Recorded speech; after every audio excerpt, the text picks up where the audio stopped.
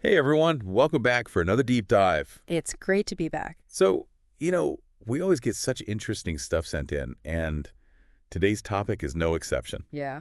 What are we looking at today? Well, we got this podcast episode someone sent over, and it's all about this question of whether living together Okay. automatically means you're committed. Like, is that a done deal? Are you locked in? Interesting. Yeah, I've definitely heard both sides of that argument. Right? Like, on one hand, it seems pretty obvious, like, hey, you're sharing a home, you're sharing a life. Yeah. That's got to be commitment, right? Right, but then there's the whole, trying it out before making it official kind of thing. Exactly. And the episode goes right into that. They talk about how over 60% of couples in the U.S. these days live together before marriage. So this isn't some, Wow. fringe thing. This is a lot of people. Yeah, for sure. And it's interesting because the podcast doesn't just jump to conclusions. They actually start by defining what commitment even is. Okay, yeah. That's important because it can mean a lot of different things to different people. Totally. And one of the experts they interview actually says that every couple has a different idea of what commitment looks like. And I love that. I like that too. Because it acknowledges that there's no one-size-fits-all definition. Yeah, for one couple, it might be about getting married, having kids, the whole 9 yards. Mm-hmm. But for another, it could be more about supporting each other's dreams and goals, being there for each other emotionally. Exactly. And the podcast points out that commitment can be emotional, Yeah. physical, financial, you name it. I'm really liking how this podcast is framing things. Me too. It's very nuanced. So they set the stage with this, personalized view of commitment. Right. Where do they go from there? Well, then they get into like the psychology behind moving in together. Okay. And they have this psychologist on who says that, yeah, sharing a space can definitely deepen a bond, but it can also just be about comfort and convenience. So it's not always about taking that next step. Right. Yeah. Sometimes it's more like, hey, this just makes practical sense. Like maybe it's easier financially or logistically. But they also talk about how this can lead to ambiguity. Like people aren't always sure what it means for their commitment level when they're living together. I bet. The psychologist actually uses that word ambiguous to describe how some people feel. That's so interesting because I think a lot of people can probably relate to that, like you're living together.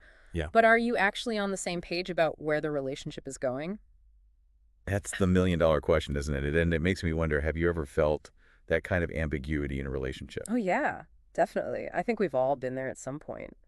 It's like you're sharing a space, but are you really sharing a vision for the future? Exactly. And that's where things can get a little murky. For sure. And the podcast really digs into that. They bring on this marriage therapist who starts talking about signs of genuine commitment when you're living together. Okay, so not just sharing a roof and splitting bills. What are we talking about here? Well, it's more about actively investing in each other's lives. Interesting. How do they define that active investment? They give some really concrete examples, like discussing things like marriage, kids, career aspirations. Oh, wow. So the big stuff. Yeah, it's about being partners in those big life decisions, not just roommates who happen to be dating. I like that distinction a lot because I think sometimes people can fall into that trap.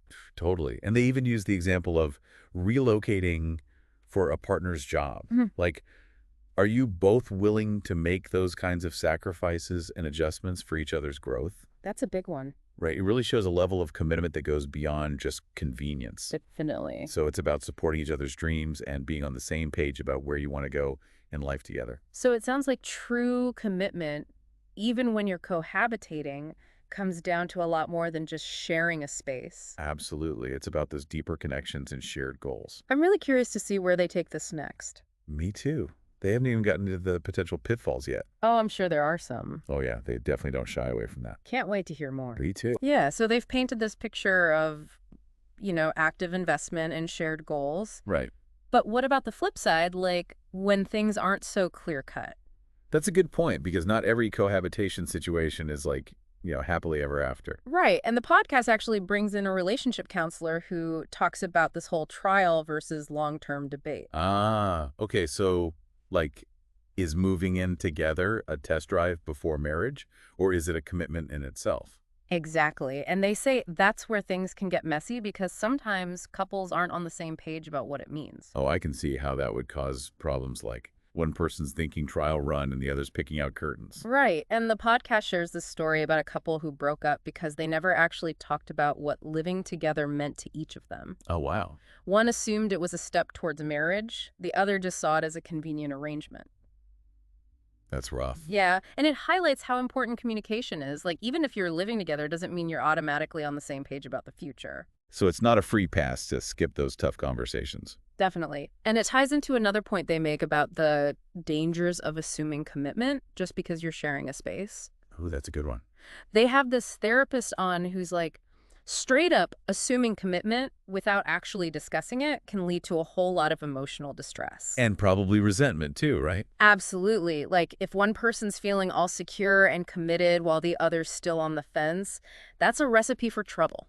It's like an imbalance waiting to happen. Exactly. And the therapist says it can actually lead to breakups because that unspoken tension just builds and builds. That makes a lot of sense. And it's a good reminder for anyone in a relationship, whether you're living together or not. For sure, never assume your partner is on the same page when it comes to commitment. Those conversations are crucial. So living together can be a step towards greater intimacy, but it can also be a way of avoiding those tough conversations that true intimacy requires. It's kind of a paradox, isn't it? Oh, totally. And the podcast really emphasizes that commitment isn't simply about living together. It's about a shared understanding. It's about being on the same page, about what you both want and expect from the relationship. It's about more than just sharing a physical space. It's about sharing a vision for the future. Exactly. And they talk about how the experience of cohabitation can actually impact a couple's long-term compatibility. Oh, interesting. What do they say about that? Well, they bring on this relationship coach who says there's research suggesting that couples who live together before marriage might have a better understanding of each other's habits and quirks and lifestyles. Yeah, like the everyday stuff that can make or break a relationship. Exactly. You know, sharing a space forces you to navigate those daily routines together, so you learn a lot about each other very quickly. But I guess the flip side is that sometimes living together can become this sort of limbo where the commitment conversation never actually happens. Right, you get so caught up in the day-to-day of sharing a life that years can go by without explicitly addressing the question of long-term commitment. Wow, so you're basically in this comfortable routine, but you don't really know if you're both fully invested in the relationship's future. It happens, and it highlights how the act of living together can sometimes create a false sense of security, even when that explicit verbalized commitment hasn't been established. So while cohabitation can be a step towards a deeper bond, it's not a guarantee of commitment. Absolutely. It really depends on the couple's communication and their goals and their intentions. What a valuable takeaway for our listeners today. Yeah, it really seems like the bottom line here is that just sharing an address doesn't automatically mean you're sharing, Future. exactly like a vision for what's next. So it's not a given. Not at all. Cohabitation, it can be a really beautiful thing. Yeah. But it all comes down to communication. Like, are you actually talking about what this means for your relationship? That's so important. And for anyone listening who's, currently living with their partner or maybe thinking about it, the message here is clear. Don't shy away from those conversations about commitment. Right. What are your expectations? What are your goals for the relationship? And what does commitment actually mean to each of you? Because it might be different. Yeah. And those conversations, they might feel a little scary or awkward, Yeah. but they're so crucial for building a solid foundation for your relationship. Absolutely. It's about being honest with yourself and with your partner about what you truly want. This whole deep dive has me thinking about all the other ways couples can show commitment, even if they don't live together. Oh, yeah, totally. It's like we put so much emphasis on living together as this big milestone, Yeah.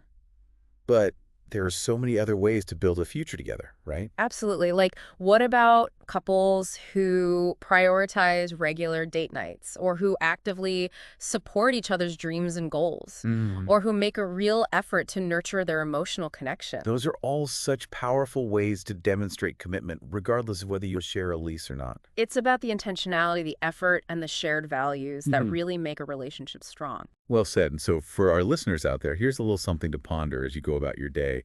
If living together isn't always a sign of commitment, what are some other ways you and your partner can show each other that you're truly all in? Ooh, good one. What actions speak louder than a shared lease? I like that a lot. It really gets you thinking. It's food for thought, right? Definitely, because commitment, it's a beautiful and multifaceted thing. And the more we understand its nuances, the better equipped we'll be to create those fulfilling and meaningful relationships. So true. And on that note, I think we've reached the end of our deep dive. Another one down. We hope you found this exploration as insightful as we did. Lots to think about. Always. And remember, relationships, they're a journey, not a destination. That's a good one. And communication is that compass that keeps us on track. Couldn't agree more. So until next time, keep diving deep, and we'll see you back here soon. See you then.